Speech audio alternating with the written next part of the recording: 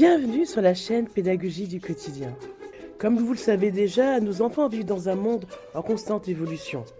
Les enfants des années 2020 apprennent, travaillent, jouent dans un monde baigné de technologie. Parmi tous les outils technologiques, difficile de s'y retrouver et de se positionner en tant que parent. Il n'y a pas si longtemps, la question ne se posait même pas. Aujourd'hui, nous allons aborder un sujet incontournable et qui fait débat.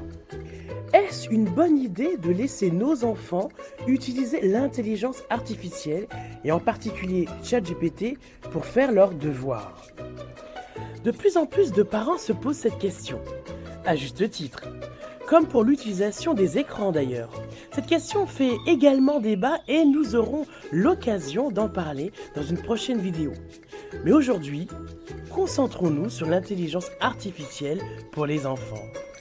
Alors, l'IA, bonne ou mauvaise idée pour nos enfants? Comme pour toute question complexe, il y a des pour et des contre, évidemment. Et je pense que la réponse se trouve surtout du côté de la nuance. Et c'est ce que nous allons tenter de voir ensemble aujourd'hui. Mais avant de continuer cette vidéo, n'hésitez pas à liker et à partager cette vidéo aux parents que vous connaissez, soucieux de la pédagogie à la maison et qui s'intéressent à ces problématiques sociétales que sont les écrans et l'utilisation des IA dans le domaine de l'éducation. En tout cas, c'est un sujet qui me passionne énormément. D'autant plus que j'ai été enseignante durant de nombreuses années et que j'ai aussi eu l'occasion de travailler dans le domaine de l'informatique et en particulier le machine learning. Alors ma double casquette m'a amené à réfléchir assez tôt à toutes ces problématiques. Je pense que la technologie et en particulier l'intelligence artificielle va révolutionner nos manières d'envisager l'apprentissage tant pour les enfants que pour les adultes. Il me paraît important de préciser que l'intelligence artificielle est partout. Ne serait-ce que lorsque vous envoyez un message avec votre smartphone, lorsque vous regardez une série sur Netflix avec les systèmes de recommandation, lorsque vous regardez une vidéo sur YouTube ou lorsque vous naviguez sur un site web.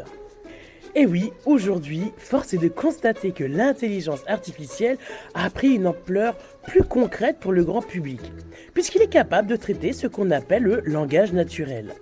Alors si vous avez eu l'occasion d'utiliser ou si vous souhaitez tester ChatGPT, vous remarquerez que cette IA peut aider vos enfants à trouver des informations, à développer leur créativité et leur esprit critique. Et on va voir comment, justement.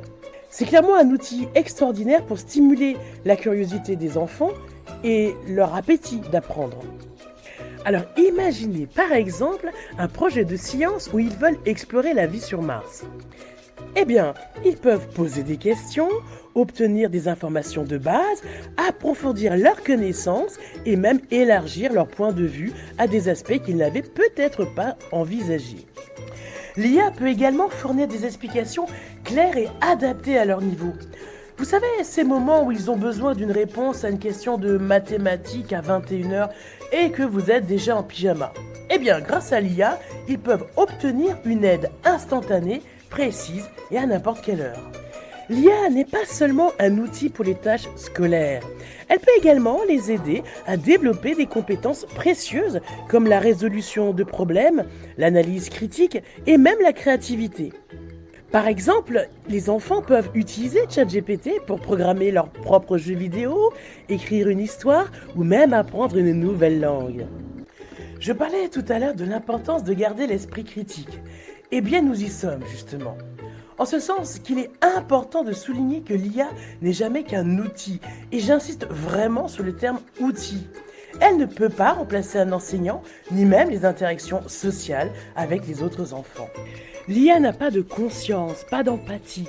Elle ne peut pas comprendre la frustration, l'enthousiasme, ni même le sens de l'humour. C'est pourquoi les parents ont un rôle essentiel à jouer dans l'utilisation de l'IA pour leurs enfants.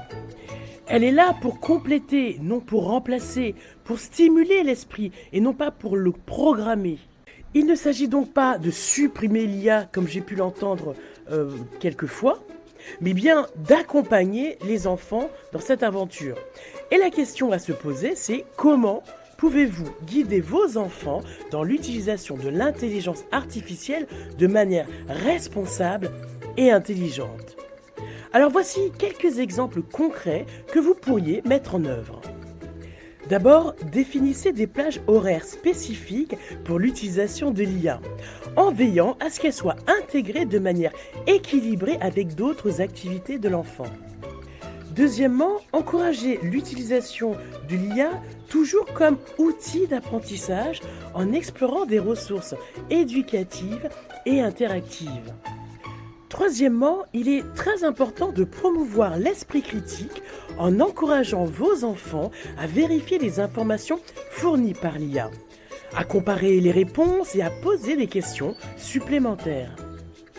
Quatrièmement, participez activement en vous impliquant dans l'utilisation de l'IA avec vos enfants. Par exemple en discutant des résultats obtenus et en partageant votre expertise, votre manière de voir les choses. Cinquièmement, établissez des limites de temps pour l'utilisation de l'IA, en veillant à ce que vos enfants aient également du temps pour d'autres activités. Sixièmement, il est important de promouvoir l'utilisation responsable de l'IA, en discutant de la protection de la vie privée en ligne et de la sécurité sur Internet. Concrètement, même si on peut poser toutes les questions qu'on veut à l'IA, il est important de comprendre qu'il ne faut pas partager de données sensibles comme des clés API, le numéro de sa carte bancaire ou son mot de passe. Ça peut paraître évident pour un adulte, mais je pense qu'il est important de bien expliquer tout ça à notre enfant ou à nos adolescents. Encouragez la créativité en incitant vos enfants à utiliser l'IA de manière imaginative. Par exemple, en développant des projets artistiques ou en inventant des histoires interactives. En intégrant ces pratiques dans votre quotidien, vous pouvez vraiment aider vos enfants à tirer le meilleur parti de l'IA tout en établissant des limites et en favorisant une utilisation responsable et intelligente. En définitive, l'IA, comme ChatGPT, peut être un excellent outil d'apprentissage pour nos enfants, mais il est crucial de les guider dans son utilisation. En combinant l'IA avec l'encadrement parental, il me semble que nous pouvons créer un environnement éducatif, stimulant et équilibré. Pour approfondir votre réflexion sur ce sujet, je vous invite à écouter cet excellent podcast pédascope.ch qui traite des avantages et des limites de ChatGPT. Ce podcast propose des cas d'utilisation concrets en classe et discute des stratégies pour intégrer cette technologie de manière efficace et responsable. Alors il est important de préciser que ce podcast se focalise surtout sur l'enseignement supérieur. Malgré tout, il m'a semblé intéressant de vous le partager car la réflexion sur l'IA et l'éducation dépasse de loin le champ universitaire et doit s'envisager de manière plus globale. Je vous mets le lien en description et surtout, n'hésitez pas à me dire ce que vous en avez pensé en commentaire. L'ère de l'IA est là et nos enfants en sont les acteurs. Ils ont le droit d'en bénéficier, mais aussi le droit d'être guidés. En intégrant des règles claires et des pratiques responsables, nous pouvons aider nos enfants à utiliser l'IA de manière éducative et positive. Et voilà, nous arrivons à la fin de cette vidéo. C'est tout pour aujourd'hui, mais la discussion ne fait que commencer. J'espère d'ailleurs avoir l'occasion de faire un podcast sur ce sujet en associant aussi l'utilisation des écrans.